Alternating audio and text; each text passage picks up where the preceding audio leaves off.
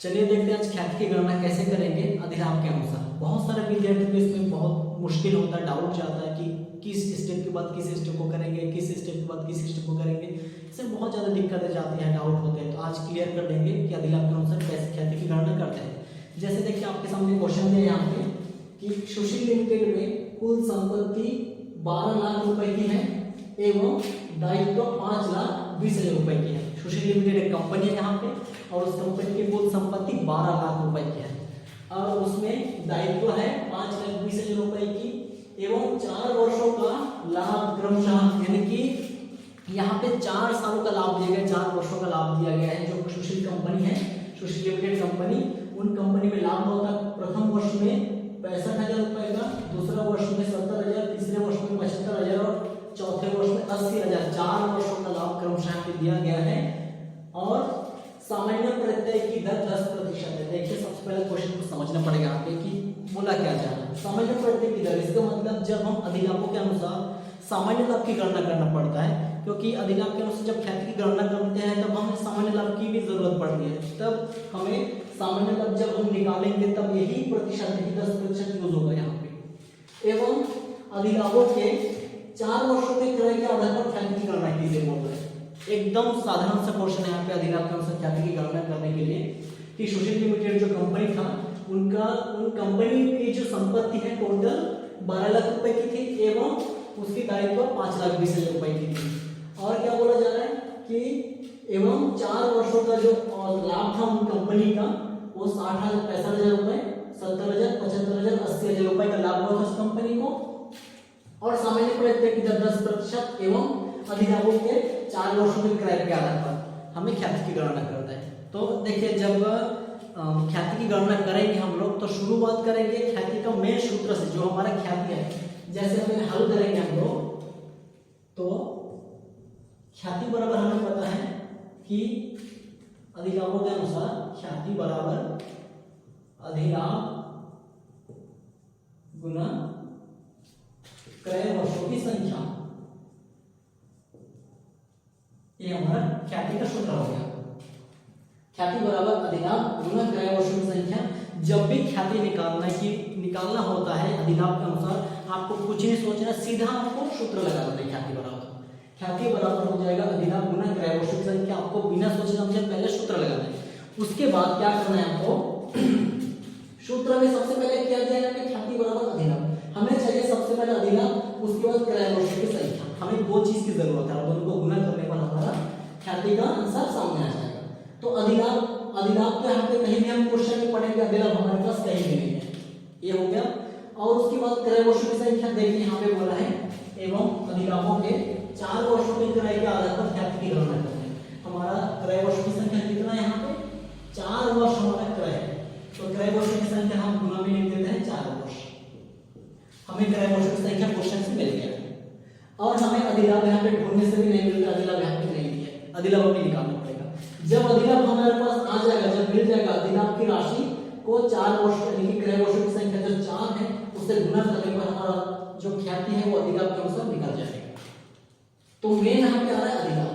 अधिलाभ हमारे पास नहीं है, अवेलेबल नहीं है, क्वेश्चन में कहीं भी नहीं है, तो हमें अधिलाभ को निकालना पड़ेगा। कैसे निकालेंगे, अब हमें यहाँ पे थोड़ा जगह छोड़ दीजिए यहाँ पे, क्योंकि अधिलाभ जब निकलेगा तब यहाँ पे लिख देंगे, उसके बाद गुना करने पर हमारा ख्याति का आंसर आ जाएगा। अब अधिलाभ हम निकालेंगे, थोड़ा जगह छोड़िए। अब यहाँ पे अधिलाभ को निकालने के लिए आए हैं। अधिलाभ बराबर क्या होता है, वास्तविक औसत लाभ माइनस सामान्य लाभ। वास्तविक औसत लाभ माइनस सामान्य लाभ। यहाँ पे वास्तविक औसत लाभ मतलब क्या है और सामान्य लाभ क्या है, आप वीडियो दूसरा मेरा पार्ट 1 देखिए, उसमें आपको मिल जाएगा कि ये सब का डिटेल क्या है। सब चीज का थ्योरी पे बता दी हूँ, आप पार्ट 1 देखिए, उसको मिल जाएगा। अब देखिए अधिलाभ बराबर जो सूत्र होता है वास्तविक औसत लाभ माइनस सामान्य लाभ। अब वास्तविक औसत लाभ क्या है, यहाँ पे कहीं भी क्वेश्चन में नहीं दिया आपको वास्तविक औसत लाभ, लेकिन यहाँ पे एक चीज जरूर दिया है कि कंपनी का जो लाभ है वो क्रमशः 4 वर्षों का दिया है, 65,000, 70,000, 75,000, 80,000 रुपए 4 वर्षों का लाभ क्रमशः यहाँ पे दिया गया है, परंतु ये नहीं बोला कि औसत लाभ कितना है। तो हम निकालने के लिए आए थे अधिलाभ को, निकालने के लिए अधिलाभ को आए थे, लेकिन यहाँ पे आके फंस गए कि औसत लाभ अपने को नहीं मिल रहा है। सामान्य लाभ वो भी क्वेश्चन में नहीं है, सामान्य लाभ इधर दोनों जगह आपको फंस गए। तो हमें यहाँ पे जगह अधूरा छोड़ना है, इसको निकाल लेना है पहले। तो अभी हम निकालेंगे वास्तविक औसत लाभ, वास्तविक औसत लाभ को निकालेंगे क्योंकि हम अधिलाभ को निकालने के लिए आए थे, लेकिन अधिलाभ को निकालने के लिए जैसे आए हमारे पास और वास्तविक औसत लाभ माइनस सामान्य लाभ सूत्र होता है, लेकिन औसत लाभ हमारे पास नहीं था, सामान्य लाभ भी नहीं था। तो इन दोनों को बारी बारी से निकालना पड़ेगा, जो अमाउंट आएगा, जो राशि आएगा, इनकी वहां पे रखना पड़ेगा, माइनस करना पड़ेगा, फिर जो आएगा हमारा अधिलाभ निकलेगा। ये प्रोसेस बहुत सारा बचेगा। अभी देखिए वास्तविक औसत लाभ बराबर क्या होता है, कुल वर्षों का लाभ बटे कुल वर्षों की संख्या, यानी कि कंपनी को जितने साल का लाभ दिया रहता है, क्वेश्चन दिया कंपनी को जितने साल का लाभ होता है, जैसे इस क्वेश्चन में दिया 4 वर्षों का लाभ, 4 वर्षों का लाभ क्रमशः 65, 70, 75 और 85,000, 80,000 रुपये का लाभ दिया है। तो कुल वर्षों का लाभ यानी कि जितने सारे साल का लाभ दिया जाता है कि 4 वर्षों का लाभ टोटल मिला के यहाँ पे आएगा, बटे में कुल वर्षों की संख्या, कितने वर्ष का लाभ था, 4 वर्ष, ओनली 4 वर्ष का पे 1 2 3 4 वर्ष का, तो आपको 4 से भाग देना पड़ेगा। तो देखते हैं यहाँ पे कि कुल वर्षों का लाभ, कुल वर्षों का लाभ क्या था हमारे पास, सबसे पहले साल का लाभ था 65,000 रुपए प्लस 70,000 रुपए प्लस 75,000 रुपए प्लस 80,000 रुपए। ये हमारा 4 साल का लाभ दिया था कंपनी के पास, तो 4 साल के लाभ को अपन जोड़ दिए सूत्र के अनुसार कि वर्षों का लाभ, तो कुल वर्षों का लाभ जोड़ दिए बटे कुल वर्षों की संख्या, कितना वर्ष, 1 वर्ष 2 वर्ष 3 वर्ष और 4 वर्ष, तो 4 वर्ष से हम यहाँ पे भाग देना है। अब हम यहाँ पे चारों वर्षों के लाभ को जोड़ना सबसे पहले, तो जोड़ने के लिए यहाँ पे सबसे पहला 65,000 फिर 70,000 फिर 75,000 फिर 80,000, आया हमारा 2,90,000 रुपए का कुल चारों वर्षों का लाभ, बटे 4 से हमें भाग देना है, हमें 4 से भाग देना है, तो आंसर आएगा 72,500 रुपए। ये निकल के हमारा औसत लाभ,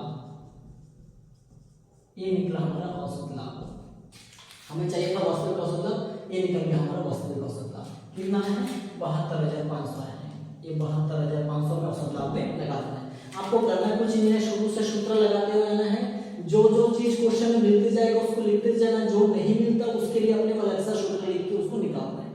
यहाँ पे अधिलाभ को हमें नहीं मिला था क्वेश्चन में, तो अधिलाभ को निकालने के लिए आए थे, अधिलाभ को जैसे निकालने के लिए आए थे वास्तविक औसत लाभ माइनस सामान्य लाभ, दो चीज की जरूरत हमें पड़ रही थी, लेकिन वास्तविक औसत लाभ भी हमारे पास नहीं था और सामान्य लाभ भी नहीं था, तो हम वास्तविक यहाँ पे जगह अधूरा छोड़ दिया हम लोग, ताकि कोई सॉल्यूशन मतलब जैसे अपना राशि मिल जाए, हमारे पास जो रास्ता निकल जाए तो आप यहाँ पे कर सके सॉल्यूशन, इसलिए थोड़ा जगह छोड़ना है। उसके बाद जो हमारे पास अगर नहीं है उसको निकालना है, तो वास्तविक औसत लाभ नहीं था उसको निकाले यहाँ पे, कुल वर्षों का लाभ बटे कुल वर्षों की संख्या, तो कुल वर्षों का लाभ हमें क्वेश्चन में मिल गया था, यहाँ पे सभी को जोड़ देते बटे कुल वर्षों की संख्या, 4 वर्ष था, 4 वर्ष से भाग दिए तो जोड़ के आया था 2,90,000, 4 से भाग दिए तो आया 72,500 रुपए हमारा वास्तविक लाभ। अब हमको निकालना है, हमें चाहिए सामान्य लाभ। अब सामान्य लाभ यहाँ पे क्वेश्चन में नहीं है, उसको भी निकालना पड़ेगा। यहाँ पे हम इस तरफ निकाल देते हैं इसको, सामान्य लाभ को, सामान्य लाभ चाहिए हमें। सामान्य लाभ बराबर होता है विनियोजित पूंजी गुना दर बटे 100, विनियोजित पूंजी गुना दर बटे 100 हमारा सामान्य लाभ बराबर। देखिए सामान्य लाभ यहाँ पे छोटा सा नॉर्मल सा दिख रहा था, लेकिन उसको अगर क्वेश्चन में दिया रहता तो हम डायरेक्ट लिख देते हैं, लेकिन नहीं दिया इसीलिए निकालना पड़ेगा, तो अलग से हम निकाल दिया है सामान्य लाभ बराबर विनियोजित पूंजी गुना दर बटे 100। अब विनियोजित पूंजी कितना है यहाँ पे क्वेश्चन में कहीं भी देखिए विनियोजित पूंजी कहीं नहीं दिया, कहीं भी नहीं दिया विनियोजित पूंजी, हम जाके फिर फंस गए हम लोग यहाँ पे। तो यहाँ पे विनियोजित पूंजी यहाँ थोड़ा जगह छोड़ के ताकि हम यहाँ पे सॉल्यूशन बना सके आगे जाके, तो सबसे पहले विनियोजित पूंजी फिर निकालना पड़ेगा यहाँ पे हमें, तो यहाँ हम लिख देते हैं विनियोजित पूंजी, यहाँ पे विनियोजित पूंजी बराबर कुल संपत्ति माइनस बाह्य दायित्व, बाह्य दायित्व यहाँ पे जो कुल संपत्ति होता है वो ख्याति छोड़कर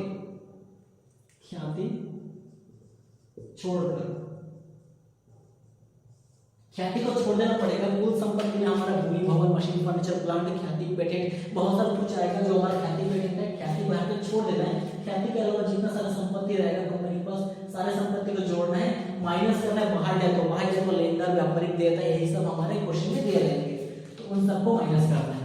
जब कुल संपत्ति में से बाहर जाए तो घटा देंगे, माइनस कर देंगे, जो आंसर आएगा वो हमको कहलाएगा हमारा विनियोजित पूंजी। इसी विनियोजित पूंजी को यहाँ पे लगाना है और सामान्य दर बटे 100, सामान्य प्रत्यय की दर बटे 100 करेंगे तो सामान्य लाभ हमारा निकल जाएगा। तो सबसे पहले विनियोजित पूंजी निकालने की जरूरत है।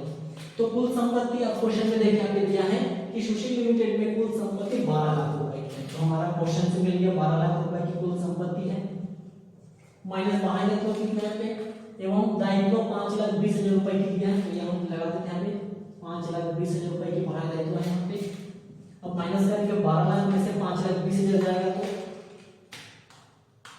12 लाख माइनस 5,20,000 6,80,000 रुपए, 6,80,000 रुपए का हमारा ये विनियोजित पूंजी 6,80,000। इस विनियोजित पूंजी 6,80,000 को हम यहाँ पे लगा देंगे 6,80,000 रुपए की विनियोजित पूंजी गुना दर। दर कितना है यहाँ पे देखिए, सामान्य प्रत्यय की दर 10% है, तो यहाँ पे 10 बटे 100 का 100 है। अब इसको काटेंगे, 1 0 गया, 2 0 0 गया, बचा ये 68,000 रुपए। ये निकला हमारा सामान्य लाभ, सामान्य लाभ निकला 68,000 रुपए। अब हम सामान्य लाभ को इसी 68,000 रुपए को सामान्य लाभ में ला देंगे, 68,000 रुपए सामान्य लाभ। अब हमें वास्तविक लाभ माइनस सामान्य लाभ दोनों मिल गया। अब दोनों को माइनस कर देंगे, हम 500 माइनस 68,000 रुपए, तो आएगा ये 4,500 रुपए हमारा अधिलाभ की राशि 4,500 मिल गया हमें 4,500। अब इस 4,500 अधिलाभ को हम यहाँ पे लगा देंगे सूत्र में 4,500 गुना क्रय वर्षों की संख्या जो 4 वर्ष यहाँ पे दिया था, 4 वर्षों के आधार पर बनाना है क्रय वर्षों की संख्या। अब 4 से गुना करेंगे 4,500 को, तो हमारा ख्याति आएगा 18,000 रुपए का, 18,000 रुपए की हमारी ख्याति आ गया। कितना आसान था सॉल्यूशन, कितना आसान था अधिलाभ के अनुसार। खाली सूत्र याद करना पड़ेगा, थोड़ा सूत्र याद करना पड़ेगा, सूत्र थोड़ा मेहनत करके सूत्र याद कर लीजिए, बहुत आसान है ख्याति की गणना करना। सबसे पहले क्या है, क्वेश्चन पढ़ लीजिए, क्वेश्चन पढ़ के आगे सबसे पहले क्या करना है, ख्याति का मेन सूत्र चित करना है, मेन सूत्र लगाना है, ख्याति बराबर अधिलाभ गुना क्रय वर्षों की संख्या, मेन सूत्र लगा दिए। अब जो जो क्वेश्चन से मिलता है उसको लिख दीजिए, जो नहीं मिलता है उसको निकाल लीजिए यहाँ पे। अब अधिलाभ हमें नहीं मिल रहा था, अब अधिलाभ नहीं मिला तो निकालना पड़ेगा। अधिलाभ बराबर वास्तविक औसत लाभ माइनस सामान्य लाभ, ये सूत्र होता है, इसका सूत्र को आपको याद करना पड़ेगा। अब वास्तविक औसत लाभ और माइनस सामान्य लाभ, अब दोनों में से एक भी लिखा, माइनस करेंगे क्या, अब नहीं है तो फिर निकालना पड़ेगा। इसके लिए आप जगह अधूरा छोड़ दो, उसके बाद वास्तविक औसत लाभ निकालने के लिए आए थे, तो वास्तविक औसत लाभ बराबर कुल वर्षों का लाभ बटे कुल वर्षों की संख्या यहाँ पे।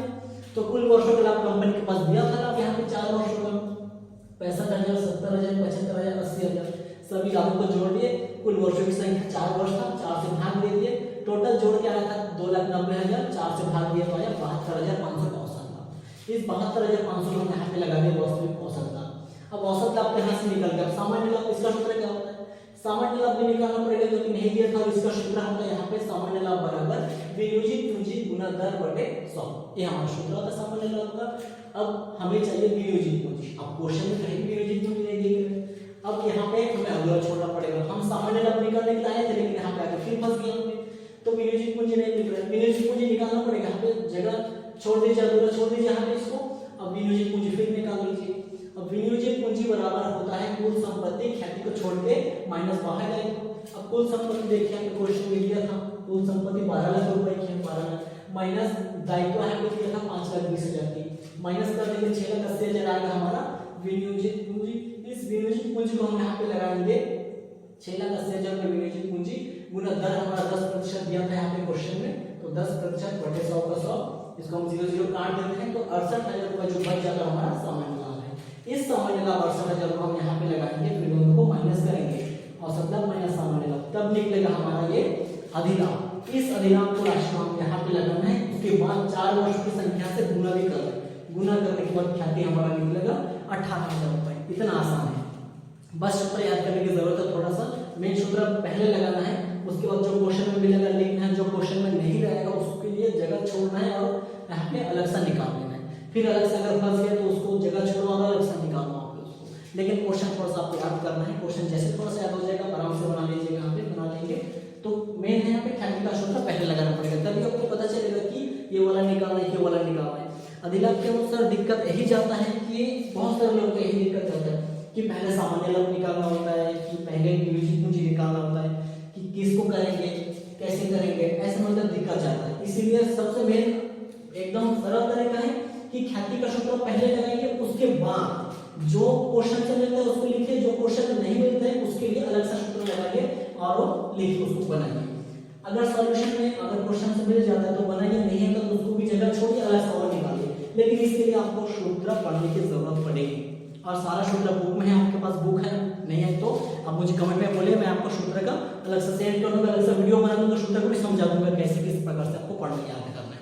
तो अधिलाभ के अनुसार इतना ही था आज, बहुत ही सरल है, विधि बहुत अच्छा है, बहुत ही सरल चैप्टर है ख्याति का। और अधिलाभ के अनुसार ऐसे गणना करेंगे बहुत आसान तरीके से। सबसे पहले ख्याति को लगाना है, उसके बाद आगे की प्रोसेस करना है, बहुत आसान था। तो अगर ये समझ नहीं आया तो आप मुझे कमेंट में बोल दीजिए, मैं आपको फिर से दोबारा एक नए वीडियो के माध्यम से समझाने की कोशिश करूंगा। आज की वीडियो में यहीं तक देखते हैं, मिलते हैं नेक्स्ट वीडियो में।